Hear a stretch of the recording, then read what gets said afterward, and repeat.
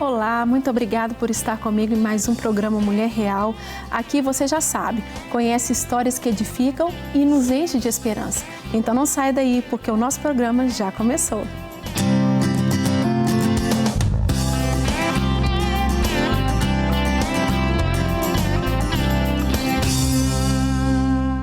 No programa de hoje vamos conhecer uma história de luta, mas também de vitória, que uma família enfrentou quando a filha pequena sentia fortes dores e ninguém dava um diagnóstico certo.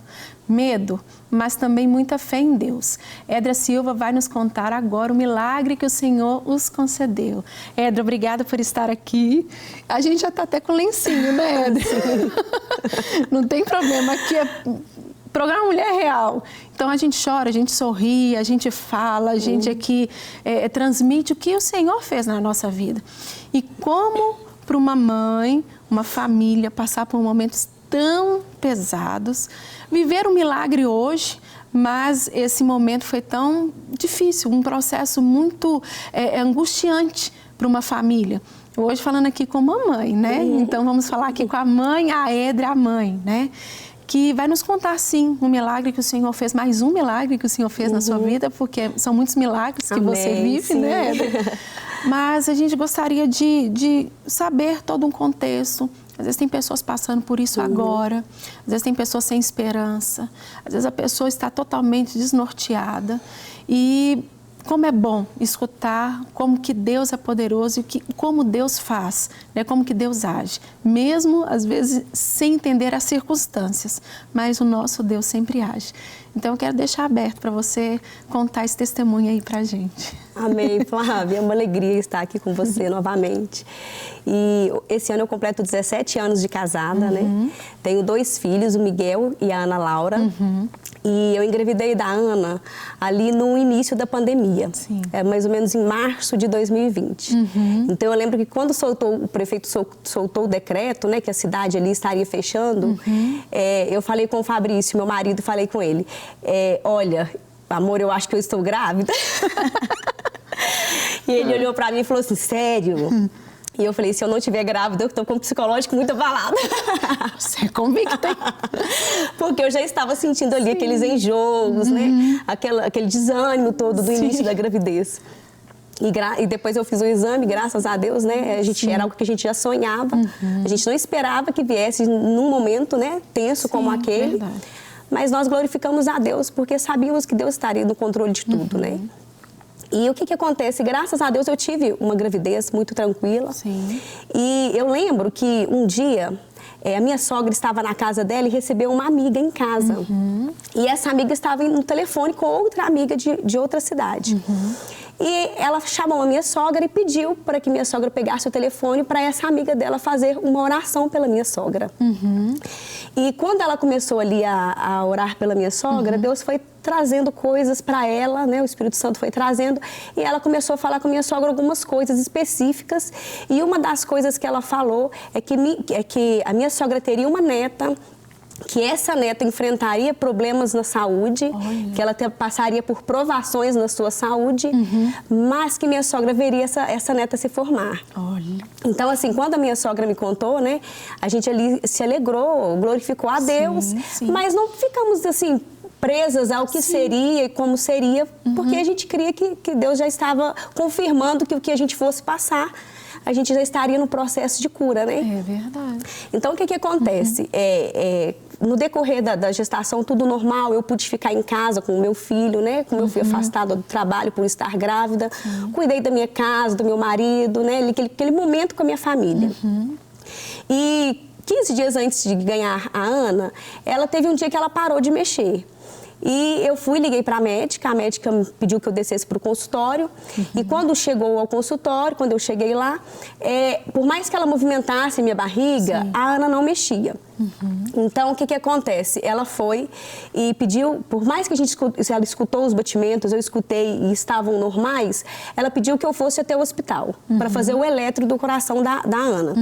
E isso aconteceu várias vezes, né, naquele período de 15 dias ali, algumas vezes, né, naquele período de 15 dias antes da Ana nascer. Mas graças a Deus ela nasceu super bem, não teve intercorrências no parto. Graças a Deus foi tudo ótimo. Só que quando nós chegamos em casa e fomos percebendo, a Ana era uma menina que chorava muito, sentia muitos incômodos. E a princípio, eu e o Fabrício, a gente pensava que estava relacionado mais às cólicas, aquele choro que as crianças têm mesmo no início. Que ela era uma criança mais chorona, a gente pensava isso, mas ainda assim, a gente relatava para a médica, né, essas ocorrências, dessas dores, muito choro. E a médica chegou a pedir alguns exames, pediu exames de alergia, pediu exame de APLV, mas todos os exames deram negativo. Sim. Ainda assim, eu restringia na minha alimentação a questão do leite, né? Mas ela não gostava muito de mamar no meu peito, não gostava. Depois eu introduzi mamadeira, mas depois de alguns meses, achando que ela fosse gostar da mamadeira, mas também não gostava de mamar. Eu achava muito estranho aquilo. Né? Ela rejeitar, ficar 3, 4 horas sem querer pegar no peito ou sem querer mamar. E só eu conseguia alimentá-la e com ela dormindo. Quando ela começava a dormir, era o momento que eu conseguia alimentá-la. Ela não aceitava a mamadeira acordada. Então, assim, como ainda não tinha, assim, estava no processo de introduzir a alimentação, eu não tinha muito recurso. A gente ia trocando os leites, ia trocando leite de soja, leite sem lactose, dentro ali dos nossos recursos da época. E chegou um ponto que esses incômodos, eles foram aumentando. Então, por várias vezes de madrugada, eu tinha que dormir sentada com ela por cima da minha barriga. E ela dormia por cima, e a barriga dela sobre a minha era a posição que ela conseguia dormir. E o tempo da cólica também passou e o desconforto abdominal dela não passou. E eram muitas dores, muitos gritos de madrugada. Já chegou momentos que, por exemplo, eu e meu marido, a gente não conseguia segurá-la. De tanto agitação que ela ficava, a gente tinha que colocá-la na cama e ficar segurando para não que rolasse da cama. Então, o que acontece? A gente sempre relatava, sabe? Sempre relatava. Ela tinha olheiras, não conseguia dormir muito bem, tinha olheiras. A gente sempre relatava. Fomos atrás de gastropediatra na época. Mas, assim, muitos médicos disseram para nós, é normal, é uma fase, vai passar. Viam os exames de alergia, não, ela não tem nenhuma alergia. Chegamos a levá-la num alergista para fazer o tratamento com imunoterapia, né? Que eram aquelas injeções. Só que, de acordo com que ela crescia, tinha momentos que estavam bons, ela permanecia bem, e tinha momentos que ela entrava nessas crises de dor e de muito desconforto abdominal. E chegou 1 ano de idade, ela começou a ter umas crises de sinusite, o alergista falou que eram rinites, só que eram umas gripes tão prolongadas que ela não ficava 15 dias com o nariz seco. Então, ela tinha muita secreção e muito doente, as gripes emendavam uma nas outras. E ela sempre acabava tomando antibiótico, porque infeccionava o ouvido. Sim, uma coisa vai puxando a outra. Vai puxando, né? Você sabe, você tem criança. E assim, eu sempre falava para pediatra, para os pediatras que atendiam ela, às vezes, no hospital, eu falava, gente, mas eu não posso dar mais um antibiótico para ela. Ela tomou antibiótico mês passado. E eles me falavam, não, é normal, ela está criando uma imunidade, é normal. Mas eu tinha dentro de mim que não era normal aquelas crises. E foi quando, ali, chegando, aproximando os 2 anos de idade, ela teve uma crise muito forte, onde ela não aceitou alimentar. Ela foi reduzindo e depois parou, rejeitou a alimentação. E eu já preparei a mala, a minha, a dela, e falei com meu marido, vamos para o hospital que ela vai internar. Eu sabia. E assim, quando nós fomos, eu tinha um alívio dentro de mim de pensar assim, agora eu vou descobrir o que ela tem. Entendi. Né? Aquele alívio que te dá assim, não, agora eu descubro o que ela tem. E nós vamos voltar para casa com tudo resolvido. Então, quando chegou no hospital, os exames todos alterados. O PCR em 35, ela fez raio-x e até os profissionais do raio-x me perguntaram o que ela tinha, se eu já sabia. Porque eles nunca tinham visto um raio-x de uma criança tão pequena daquela forma. Fezes e muitos gases. Muitos gases. Quando a médica me mostrou, assim, eu que não sou profissional, né? Mas eu fiquei assim, eu fiquei chocada com aquilo que eu vi. Então, a médica pediu a internação, porque ela estava muito inflamada. E ali, uma das médicas do pronto atendimento falou assim, ela está com uma colite. E nós subimos para a internação. Foi chamado o cirurgião de madrugada, né? Porque quando saiu o resultado do raio-x, eles pensaram que pudesse ser algo cirúrgico. Entendi. Aí mandaram foto para o cirurgião, ele veio ao hospital, mas já descartou a possibilidade de uma cirurgia. Então, nós subimos para a internação. Durante aqueles dias de internação, ela fez endoscopia, ela fez vários exames. E quem já passou por esse período de ter uma criança pequena internada sabe o quanto é difícil. É acessos de medicação que perde toda hora. Sim. É um quarto pequeno de hospital que a criança não... A gente que é adulta não aguenta ficar. E uma criança, né, é insuportável ficar ali dentro tantos dias. Sim. Eu falo assim, quando vai internar, até 6 dias você tá lá com fé, né, sorrindo. No 7º dia eu já começo a desabar. Qualquer coisa já é motivo tem um pra limite, chorar. né? Então, assim, aí nós ficamos aquele período ali, fazendo os exames e tudo, mas os médicos não achavam o que ela tinha. Então, assim, nós tivemos alta depois de 10 dias, fomos para casa, mas ela saiu praticamente sem um diagnóstico. Aquele formulário que a gente faz no hospital quando ganha alta, né, o sumário de alta, tinha lá assim, colite, mas não foi confirmado lá em cima que seria uma colite, né? Então, assim, ela foi medicada lá e foram dias ali no hospital que eu pensei que eu fosse perdê-la, de tão difícil que foi a situação, porque ela não conseguia liberar aqueles gases e fezes, mesmo medicada para isso, ela não conseguia.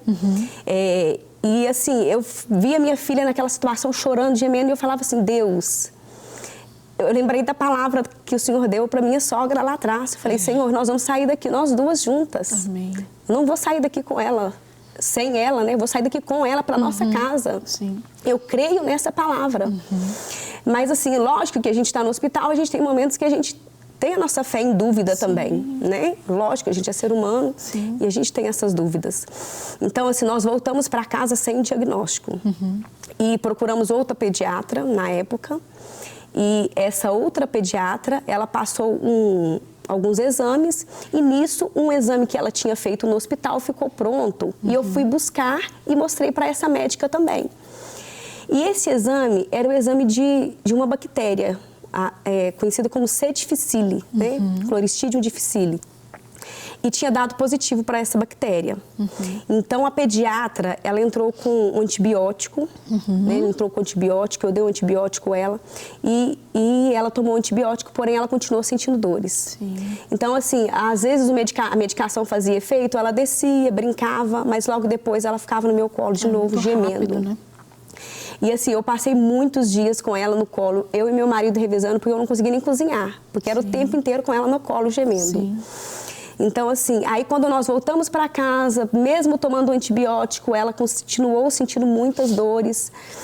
E depois de um mês, ela internou novamente. Então, o que acontece? Nós voltamos com ela para o hospital, dessa vez para outro hospital, até mais conceituado lá na cidade. Então, nós voltamos com ela para esse outro hospital, porque eu também queria saber a opinião dos médicos do outro hospital, né? E nós permanecemos ali. Os médicos, eles falam assim, o diagnóstico às vezes sorrindo pra gente, né? Porque é uma coisa natural para eles. Então, as médicas falavam assim, olha, ela pode ter uma doença inflamatória intestinal. O que tudo indica é isso. E, porém, durante os dias de internação ali, os médicos falaram, não, é só uma gastroenterite mesmo.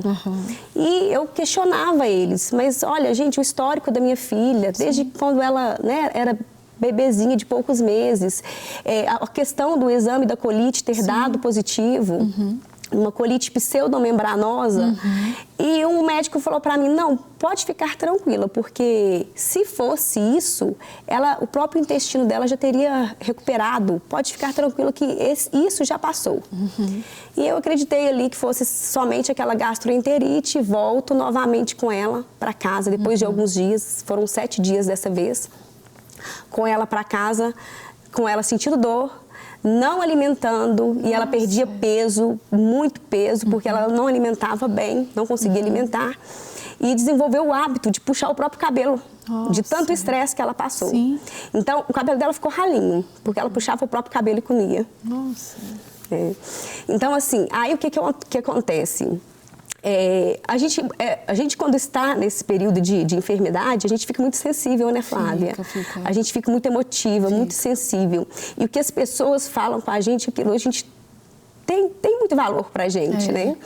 Graças a Deus que Deus colocou amigos, pessoas tão maravilhosas na nossa vida para interceder e orar com a gente. Mas eu falo que nós, cristãos, nós temos, assim, um problema. É que nós queremos sempre ter uma solução para tudo e uma justificativa para tudo, né? E pensar assim, vai sair desse jeito porque a luta que eu estou passando é devido a tal motivo. Né? E a gente ouve muitas essas questões assim do cristão querer explicar tudo. E aí ele entra num contexto de se perder no meio daquilo que Deus está gerando na sua caminhada. Porque a gente quer tudo, como você falou, cheio de respostas, o porquê de tudo. Não é que, vamos falar assim, numa totalidade, também aquele que também não quer saber de nada também é ruim, né? Mas esse explicar, o porquê, eu acho que até às vezes uma forma para não sofrer mais, né? Essas explicações, esse controle, porque a gente também quer muito estar no controle. A gente fala muito assim, não, Deus está no controle, Deus se tornou muitas vezes um chavão, né? Só que quando a gente passa por essas situações, a gente vê que realmente é só Deus que está no controle.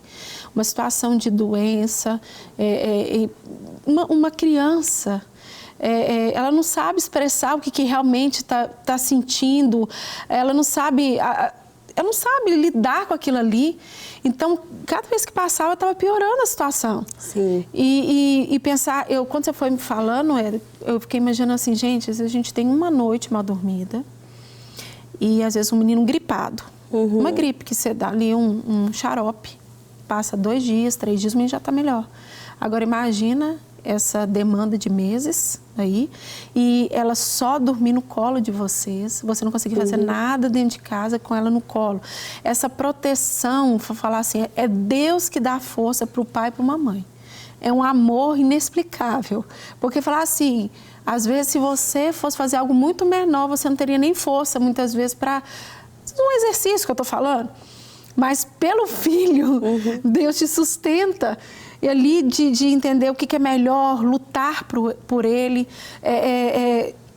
você se renunciar, né? E a gente começa a entender assim, o amor de Deus pelas nossas vidas, né? Bem comparado, né? Porque a gente não consegue imaginar ou pensar assim, essa dor que passe para mim. Realmente, literalmente é isso. Eu prefiro sentir do que meu filho sentir essa dor. Mas eu estou falando não uma questão de extrema, numa dor, numa doença. É muito sofrido para todo mundo, para ela e para vocês também, né? E falar dessa dependência aí só nesses momentos, porque quando toca na saúde, para quem já viveu essas etapas, realmente você perde seu chão. Sim. Você segura realmente só em Deus. Você esquece tudo que está em sua volta, você só entende assim que é só Deus que pode mudar aquele quadro. Mesmo que vem diagnóstico, vem exame, vem aquilo outro, mas Deus ainda preparou o coração de vocês, né? Trazendo uma palavra dizendo que, vou permitir algo acontecer, eu vou permitir, mas isso não é para a morte, né? Mas que quando a gente está passando, essa palavra resgata, mas existe muita angústia, a dor, o desespero, né? Sim, muita angústia e muitos questionamentos dentro de nós. E eu me perguntava, Senhor, por que a gente está passando por isso? É uma prova para mim, para o meu esposo? Prove a nós, então, que somos adultos, né? Eu falo, mas todo tempo eu falava, Senhor, antes de ser minha filha, ela é tua filha. Amém. E o Senhor a ama mais do que a mim, do que eu a amo, melhor dizendo, né? O Senhor a ama mais do que eu a amo. E tudo, a gente sabe que tudo realmente tem um propósito, né? Nós estamos num plano soberano de Deus e tudo tem um propósito, mas nem sempre Deus vai revelar esse propósito para nós também. Muitas vezes, e o momento de revelar esse propósito, né? Então, muitas vezes nós não saberemos por que de passarmos por certas situações, mas as provações, elas produzem em nós uma fé e um caráter aprovado. Isso. E fé aprovada é aquela que gera em nós perseverança. né? Porque a perseverança, ela faz a gente continuar caminhando, mesmo quando a cura não vem, mesmo quando o desemprego bate a porta, mesmo quando as circunstâncias adversas estão no nosso caminho, né? E assim, ela faz a gente continuar crendo no Deus vivo e na sua palavra, que Ele não foge do controle. Então, nesses momentos de angústia, de aflição, eu sempre procurava trazer isso no meu coração. Senhor, o Senhor não perde o controle. Sim. Às vezes, como você falou, parecem chavões que a gente repete, mas que nesses momentos de angústia, de tristeza, de desespero, são aquilo que aquietam o nosso coração realmente. E o caráter, quando ele é aprovado, geralmente nas lutas e nas adversidades e na provação, é que nosso caráter é mais polido, né? É mais aperfeiçoado. Sim, sim. E eu falei com o Senhor, Senhor, eu não quero ficar tentando entender o porquê disso, mas eu quero confiar que o propósito do Senhor será cumprido. Sim.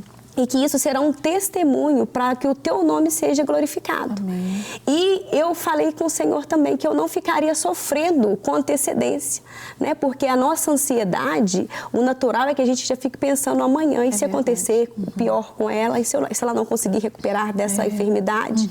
Mas eu coloquei no meu coração que o que eu tivesse que passar, eu passaria. Amém.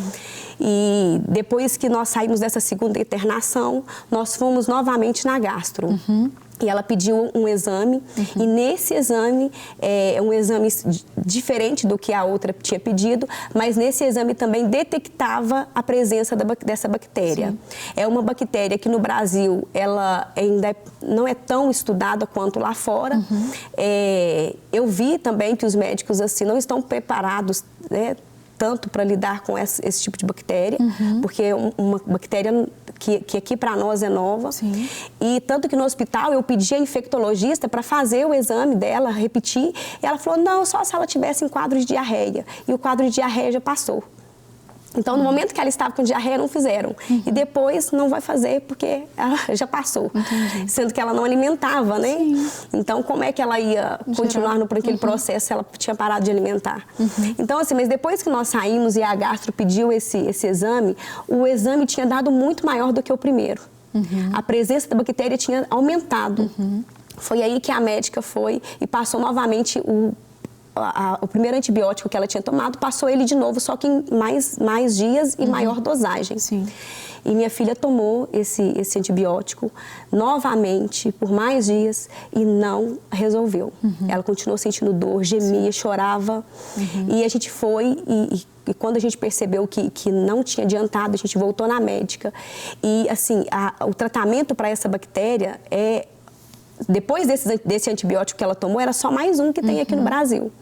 Né? E quando eu falei para a médica, ela fez o exame novamente, solicitou novamente o exame, nós voltamos e fizemos, e estava a presença da bactéria ainda.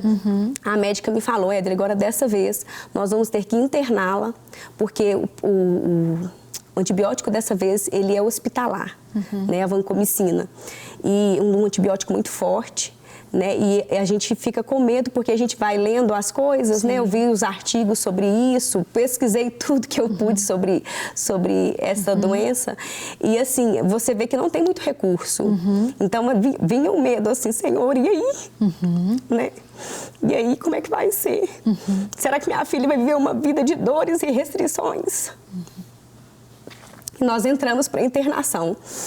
E nós entramos novamente, eu já sabia, né, a gente já fica conhecendo aquela rotina do hospital, você já veio na sua memória tudo que você tem que passar. Mas eu falei, nós vamos e dessa vez nós vamos sair com a nossa vitória, em nome de Jesus. Nós entramos ali e, graças a Deus, ela recebeu bem o antibiótico, né, não teve rejeição. Com 6 dias que ela estava tomando o antibiótico, eles deram alta para ela porque ela começou a receber ele venoso, depois passou a tomar no copinho. Eles já liberaram nós para casa. Nós fizemos aquele processo ali de terminar o antibiótico em casa e depois de um tempo a gente faria novamente o exame, né? E mesmo depois do antibiótico a gente ficava assim orando e declarando mesmo a cura, né? Tomando posse mesmo da cura. Veio um outro tratamento também com probióticos, né? Porque eu acredito que por essa desbiose que ela já tinha, né, intestinal, a gente sabe que os antibióticos, né, por onde eles passam, eles matam bactérias boas e ruins. Né? E essa bactéria da colite, por mais que ela já seja uma bactéria da nossa microbiota, mas como minha filha perdeu as bactérias que faziam a proteção contra essa bactéria, infelizmente aconteceu isso com ela, né? Mas graças a Deus o tratamento deu certo, graças a Deus minha filha repetiu o exame e não tinha mais nada dessa bactéria. Foi uma alegria tão grande, né? Sim, nossa, um testemunho que a gente vai levar para a vida, sim, né? Sim. Porque, assim, foram momentos muito difíceis, meses muito difíceis, né? Em 4 meses, 3 internações. Mas, para a glória de Jesus, nós vencemos. Venceu, né, Edra? E, assim, é tão importante hoje, né? Eu queria já te agradecer, nosso programa é pequeno, mas com uma intensidade tão grande, um testemunho tão lindo. E eu quero que você volte, sim, porque a gente precisa saber um pouco como que essa mãe passou por isso, tá? Mas você é uma guerreira, uma vitoriosa, a sua família também. Amém, amém. E a palavra que Deus libera, ele concluiu na vida dela, né? E a gente sabe que tem muitos mais detalhes, né? E pode te procurar, né? Porque você pode contar todos os detalhes também da continuidade dessa cura. Hoje, uma menina linda, né? Maravilhosa, alegre, né? Onde que ela passa, todo mundo já olha o milagre passando, né, Edra? Mas eu queria te agradecer, Edra, por mais uma vez estar aqui, trazer direções para a nossa vida, trazer essa intensidade da dependência de Deus sobre a sua história, sobre a sua vida. Amém. E hoje obrigada. Celebrar mais um milagre sobre a sua história. Amém. Obrigada, Flávia, por estar convite. Aqui. E você vai voltar mais vezes, tá? Ah, com certeza. O nosso programa chegou ao final, mas semana que vem tem muito mais para você. Eu te espero na próxima quarta, às 11h30 da manhã. Deus te abençoe e até lá.